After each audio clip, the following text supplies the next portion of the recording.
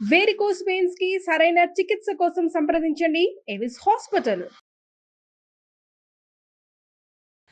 నమస్తే రమ్మగారు. నమస్తే జయ. రమ్మగారు, మనం పేపర్లో కానీ లేకుంటే న్యూస్లో కానీ చాలా చోట్ల వింటున్నామండి ఎక్స్ట్రా మ్యారిటల్ అఫైర్స్. వీటి వల్ల సంసారాలను పాడు చేసుకుంటున్నారు, తమకు తాము జీవితాన్ని కోల్పోతున్నారు, తమ పార్ట్నర్ని చంపటానికి కానీ కడుపును పుట్టిన బిడ్డలను కూడా చంపేస్తున్నారండి. పేపర్లో కూడా చూస్తూ ఉన్నాము అసలు. కానీ ఇలాంటి దరిద్రమైన విషయాల గురించి మాట్లాడుకోవాల్సిన పరిస్థితి కూడా వస్తుంది చూడండి. అవి ఎలాంటి పరిణామాలకు దారితీస్తాయని ముందుగానే ఎక్స్పెక్ట్ చేయకపోవటమా, లేకపోతే ఏదైనా పర్వాలేదు నేను హ్యాపీగా ఉండాలి అనే కాన్సెప్ట్ రావటమా అంటారండి? రెండు జయ, రెండు రేపేమవుతుందో అన్న ఊహ అసలు చెయ్యరు. సిగ్గుపోతుందనో, మొహమాటం పోతుందనో, లేకపోతే నలుగురిలో చిన్నపోతామనో, పరువు పోతుందనో అన్న ఊహ చేయటల్లా. ఇవి వాళ్ళ కొత్త కాదు జయ. నా జీవితం నా ఇష్టం, నేను నా ఇష్టం అంతే. ఇప్పుడు నా జీవితం అంటే ఇంకా 5-6 ఉంటారు మన జీవితంలో, కనీసం అది కూడా లేదు. నేనుకి ఏది లేదు, నేను తప్ప నేనే ఇంకా అంతే. అలాగే కనిపిస్తుంది. నువ్వు పేపర్ చూడు, ప్రతిరోజు పేపర్లో అక్రమ సంబంధానికి అడ్డొస్తున్నాడు, పిల్లని చంపేశారు, లేదా సెకండ్ మ్యారేజ్ చేసుకుంటే మొదటి ఆ పిల్లల్ని వీళ్ళే చంపేశారు, అలాంటివి. భర్తను అడ్డు తొలగించుకోవటము సినిమాటిక్గా కూడా. అవునండి. భార్యల్ని అడ్డు తొలగించుకునేవాళ్ళు, దానికి సహాయం చేసేవాళ్ళు. అరే ఏంట్రా నువ్వు చేసే పని అని అనరు ఫ్రెండ్స్ కూడా. నువ్వు చేసేదే చేయకూడని పని, దీనికి మళ్ళీ ఈ రెండో పని చేయటం ఏమిటి? చేసేది ఒక తప్పుడు పని అయితే దానికి తోడు హత్యలు కూడా చేస్తామంటే దానికి సుపారీలు ఇచ్చి డబ్బు అవసరాలు కనపడతాయి కదా ఇట్లాంటివి. అసలు మనుషులు ఎలా అయ్యామంటే మనం ఎంత సెల్ఫిష్గా అయిపోయామో జయ. అవునండి. పూర్తిగా పశువుల్లాగా అవడానికి దగ్గరలో ఇంకా కొంచెం చిన్న ఇది ఉందన్నమాట, గ్యాప్ అంతే. పెళ్ళిళ్ళు చేసుకునేటప్పుడు ఇప్పుడు ఏదో ఎవరో కాదు, లవ్ మ్యారేజెస్ చేసుకున్న వాళ్ళు కూడా ఎక్స్ట్రా మ్యారిటల్ అఫైర్స్లోకి దిగుతున్నారు. అసలు నాకేం కావాలి అనే ప్రశ్నే ఉండదు వాళ్ళకి. అప్పుడు ఏది కావాలనిపిస్తే అది చేసేయటం. విచ్చలవిడితనము అంటే ఈజీగా అవతల వాళ్ళని అప్రోచ్ ఎందుకు దొరికేటువంటి రకరకాల దారులు. మనం ఏం చెప్పుకుంటాం జయ, భలే బిజీ, మనకు చాలా బిజీగా ఉంటున్నాం, మనం చాలా స్ట్రెస్ ఉంటుంది. ఇంత స్ట్రెస్ ఇంత బిజీలో ఉన్న పార్ట్నర్కే ఏ న్యాయము చేయలేని దుస్థితిలో ఉండి ఎక్స్ట్రా మ్యారిటల్ అఫైర్స్కి మాత్రం బాగా వెళ్తారు. అది థ్రిల్ ఇస్తుంది జయ, థ్రిల్లింగ్గా ఉంటుంది. జనాలకి కిక్ కావాలి ఎప్పుడు, దానివల్ల వచ్చేవి అనవసరం. అప్పుడు ఆలోచన రాదు కదా జయ, అప్పుడు ఆలోచన రాదు. ఇప్పుడు మనకి ఎట్లా చూడు, ఏదైనా ఒక వస్తువు రుచికరమైంది, పకోడీలు కనపడంగానే తినాలనిపిస్తుంది. దానివల్ల ఏమేమి రావచ్చో మనకు తెలుసు కదా, అందరికీ తెలుసు. ఇప్పుడు మానేస్తాము మనం, కొంతమంది మానేస్తారు, కొంతమంది కంట్రోల్గా ఉంటారు. పర్యవసానాలు ఆలోచించుకుని ఇది మనకు సూట్ కాదు, దీంతో ఇబ్బంది వస్తుంది, యాసిడిటీ వస్తుంది, వాడు ఏ నూనె వాడాడో, ఆ పిండి రోడ్డు మీద పిండి ఎంత దుమ్ము పడిందో, వాడి చేతులు శుభ్రంగా ఉన్నాయో లేదో, క్లెన్లీనెస్ లేదు, హైజీన్ లేదు, జర్మ్స్ వస్తాయి. తర్వాత అందులో వేసే పచ్చడితో ఎంబీబీఎస్సిస్ వస్తుంది. ఇలాంటివన్నీ ఆలోచిస్తున్నాయి చెప్తా కదా లిస్ట్ నీకు. లిస్ట్ మొత్తం ఆలోచించుకుని మానేస్తాడు ఒకడు. టెంప్టేషన్ ప్రతివాడికి వస్తుంది. టెంప్ట్ అయిన వాడే టెంప్ట్ అయినట్టు కాదు, టెంప్ట్ కాని వాడికి కూడా టెంప్టేషన్ ఉంటుంది, కానీ వాడు అవడు, కంట్రోల్లో ఉంటారు, వాడు ఆగుతాడు. ఈ టెంప్ట్ అయ్యేవాడు ఒకడు ఉంటాడు, ఇక వాడు దిగుతాడు. ఇందులో మళ్ళీ టెంప్టేషన్లో కూడా కొన్ని రకాలు ఉంటాయి. వీడు ఏమైనా అయిపోని అని దూకేవాళ్ళు కొంతమంది ఉంటారు. వాళ్ళు ఇట్లా బజార్లకి, పేపర్లకి, టీవీలకి ఎక్కుతారు. ఏమైపోయినా సరే.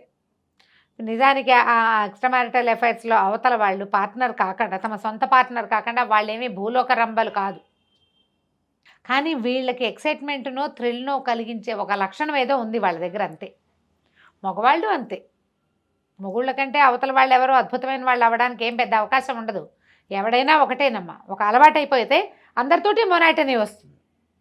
ఇప్పుడు ఈ ప్రాబ్లమ్స్ అన్నీ ఏంటంటే ఒకళ్ళతో ఒకళ్ళకి పడక కొన్ని చోట్ల ఎక్స్ట్రా ఎఫైర్స్ వస్తాయి. అవును, పడినా మొనాటనస్గా ఉండి జీవితం ఆసక్తికరంగా లేక వస్తాయి. థ్రిల్ని కోరుకునేవాళ్ళు. ఇంకొంతమంది ఏంటంటే ఒకదానికే కట్టుబడి ఉండాలన్న మనస్తత్వం లేని వాళ్ళు, తుమ్మిదల్లాగా అన్నిటి మీద వాలి అన్ని రసాలు రుచి చూడాల్సిందేననే ధోరణి ఉన్నవాళ్ళు. వీళ్ళందరితోటి ఏంటంటే సమాజం సర్వనాశనం అయిపోతుంది. వాళ్ళ జీవితంతో పాటుగా వాళ్ళ విలువ మర్యాద నీకు బయటపడనన్నాళ్ళు నువ్వు ఏడుపైనా ఏడుస్తావు.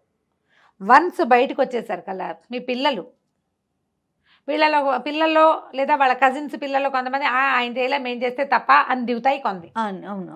మనుషుల మీద నమ్మకాన్ని పోగొట్టుకుంటాయి ఇంకొన్ని. పెళ్ళొద్దనుకుంటారు. అవును, పెళ్లి చేసుకుంటే వాళ్ళు కూడా ఇలాంటివే చేస్తారండి. అని ఒకళ్ళకి కట్టుబడి ఉండటం అనేది నిజానికి అంత అవసరమా కాదా అనేది ఆలోచించేవాళ్ళు ఇంకొంతమంది. ఎందుకు పెళ్ళి హాయిగా ఉంటాం, అందుకని ఇంకొంతమంది ఏంటంటే కలిసి ఉంటాం పెళ్లి చేసుకోం. పెళ్ళి అంటే బాధ్యత, పెళ్ళి అంటే బరువు, పెళ్ళి అంటే అది. కలిసి ఉంటే మాత్రం ఒడంబడికగా ఉండాలిగా ఒకళ్ళకొకళ్ళు. అవును.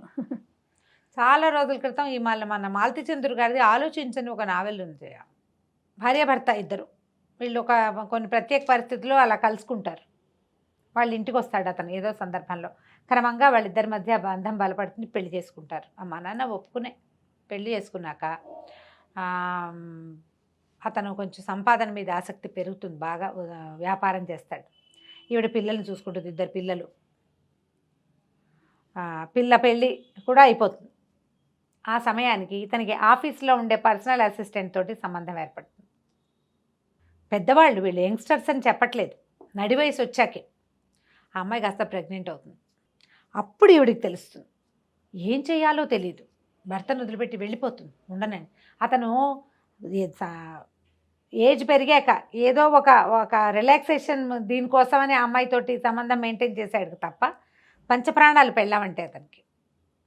భార్య అంటే పంచప్రాణాలు ఉన్న వాళ్ళు కూడా ఖచ్చితంగా ఇలాంటివి చేస్తారు. నా మనసులో మాట ఎంత కరెక్ట్గా చెప్పారు. చేస్తారు. అదే పంచ ప్రాణాలు అయి ఉండి ఎట్లా అఫైర్ పెట్టుకుంటారండి? ఇదేం పెద్ద విషయం కాదనిపిస్తుంది జయ. అప్పుడు అది తప్పు కాదనిపిస్తుందా? అది పెద్ద విషయమే కాదు. నేను తనకేం అన్యాయం చేయట్లా అని వాళ్ళు మోసపుచ్చుకుంటారు. నేను తనకేం అన్యాయం చేయట్లా, ఆస్తంతా తన పేరు మీదే ఉంది, ఇల్లంతా తన పేరు మీద, ఇల్లంతా తన పెత్తనంలోనే నడుస్తుంది. నేను చేసేది పెద్ద తప్పే కాదు. వాళ్ళు చాలామంది చేయట్లా ఇవాళ రేపు అలా అనుకుంటారు. అలాగా తామని తాము నమ్మించుకుంటారు. తను నాకు కట్టుబడి ఉంది, నేను కూడా అలానే ఉండాలి అనే ఇంగితం మాత్రం ఉండదు. ప్రతి వాళ్ళు నా భర్తో నా భార్యో ఇదే చేస్తే నాకు ఎలా ఉంటుంది అన్న క్వశ్చను అసలు రానే రాదు. ఈవిడ ఇంట్లో నుంచి వెళ్ళిపోయాక ఒక ఆశ్రమానికి ఎక్కడికో వెళ్తుంది. అక్కడ బోధలతోటి మెల్లిగా సర్దుకుంటుంది. సర్దుకుని ఈ అమ్మాయిని తెచ్చి తన దగ్గరే పెట్టుకుంటుంది. ఆ అమ్మాయితోటి ఆయనకి మానసికమైన సంబంధం లేదు, మానసికంగా ఆ అమ్మాయితోటి డిపెండెన్సీ లేదు. అయ్యో పాప అనిపిస్తుంది తప్ప. ఈవిడే ఆ అమ్మాయిని చూస్తుంది. డెలివరీ అయిపోతుంది. ఆ డెలివరీ ఆ పిల్లవాడు బతకడో ఏదో హాస్పిటలైజ్ అయ్యి చాలా ఇబ్బందికరమైన పరిస్థితి వస్తుంది. కూతురు కొడుకు ఎందుకమ్మా దాన్ని తెచ్చి ఇంట్లో పెట్టుకున్నా ఉంటారు. మరి మీ మామగారు దగ్గరుండి పెళ్లి చేశాడు, వీళ్ళిద్దరికీ తాళి కూడా కట్టించాడు, అప్పుడు అడగలేదు, అప్పుడు పోలేదు ఆ పరువు, ఇప్పుడు పోతుంది ఆ పరువు పోతుంది, అందరు నవ్వుకుంటున్నారు, అలా మాట్లాడతారు. ఆలోచించు. పుస్తకం కనుక దొరికితే చదవండి నిదానంగా. మనకి ఇలాంటి బాంధవ్యాలు మన ఇంట్లో వాళ్ళకి ఉన్నా, మనకే ఉన్నా, మనమే పెట్టుకోవాలనిపించిన ఇలాంటి కథలు ఏమైనా చదివితే కొంచెం ఆలోచన మారుతుంది. ఇప్పుడు ఇలాంటి సందర్భంలో ప్రతిసారి ఇలాగే జరుగుతుందా? ఆ రెండో వాళ్ళ కోసమని మొదటి భార్యని పిల్లల్ని అన్యాయం చేసేసేవాళ్ళు, వదిలేసేవాళ్ళు, చంపేసేవాళ్ళు, లేచక్కపోయేవాళ్ళు ఎంతమంది అయ్యారు. ఇప్పుడు ఎన్ని రకాలు వచ్చినాయి. ప్రతి వాళ్ళు కూడా ఆలోచించాల్సింది ఏంటంటే, నేనేం చేస్తున్నాను అసలు? ఒట్టి ఎక్సైట్మెంట్ కోసమే నేను ఇంకొకళ్ళతో సంబంధం పెట్టుకుంటే మనతోటే ఉన్న వాళ్ళది పరిస్థితి ఏంటి అని ఆలోచించట్లా. ఒక వ్యాలిడ్ పాయింట్ ఇందాక మీరు చెప్పింది ఏంటంటే, నేనేం అన్యాయం చేయట్లేదు కదా అంటారు. అదొక్కటే వినిపిస్తూ ఉంటుంది రమ్మగారు. ఈ అన్యాయం చేయటం అంటే ఏమిటి? ఆమెకి ఒకళ్ళకి సొంతమైనటువంటి నీ తాలూకు బాంధవ్యాన్ని, నీ తాలూకు ఎమోషనల్ బాండేజ్ని ఇంకొకళ్ళకి పంచటం తప్ప కాదా? అది డబ్బిస్తావు, ఆస్తి స్వాస్తి ఇస్తావు, అది చాలా నీకు సరిపోతుందా? పిల్లల్ని ఇస్తాడు, ఆ పిల్లల్ని కూడా ఇస్తారు చక్కగా. అది నీకు సరిపోతుందా? నేను నీతోటే ఉంటా, నా మనసు కోసం మాత్రం నేను ఇంకొకళ్ళతోటి స్నేహం చేస్తా. నువ్వు శరీరం కోసం స్నేహం చేస్తావు. నువ్వు మీ ఆవిడ ఎవరితోటైనా ఇంకోళ్ళతో ఫ్రెండ్షిప్ చేస్తుంది మనసు కోసం. ఓకేనా? ఆ ప్రశ్న వేసుకోవాలి కదా. ఆడైనా మొగైనా ఖచ్చితంగా ఇద్దరు అండి. ఆడైనా మొగైనా మా ఆయనకి అన్నీ నేనే చూసుకుంటాను, అన్నీ నేనే చూస్తా, కానీ నాకు ఎవరితోటో ఫ్రెండ్షిప్ ఉందని ఆడాళ్ళు చెప్పచ్చా? అట్లా కుదురుతుందా? కుదరదు కదా అస్సలు. ఈ భార్యాభర్తల బాంధవ్యంలోనే ఈ సమస్య వస్తుంది చేయ. అవునండి. మన అమ్మ మనకన్నీ చేస్తూ పక్కింటి పిల్లల్ని కూడా మనలాగానే ప్రేమిస్తే మనకు నచ్చుతుందా? అసలు పిల్లలైతే వేరే వాళ్ళ చంటి పిల్లని ఎత్తుకున్నా ఒప్పుకోరు. అవును. ఈ పొసెసివ్నెస్ ఉంటుంది కదా జయ, ఉంటుందిగా.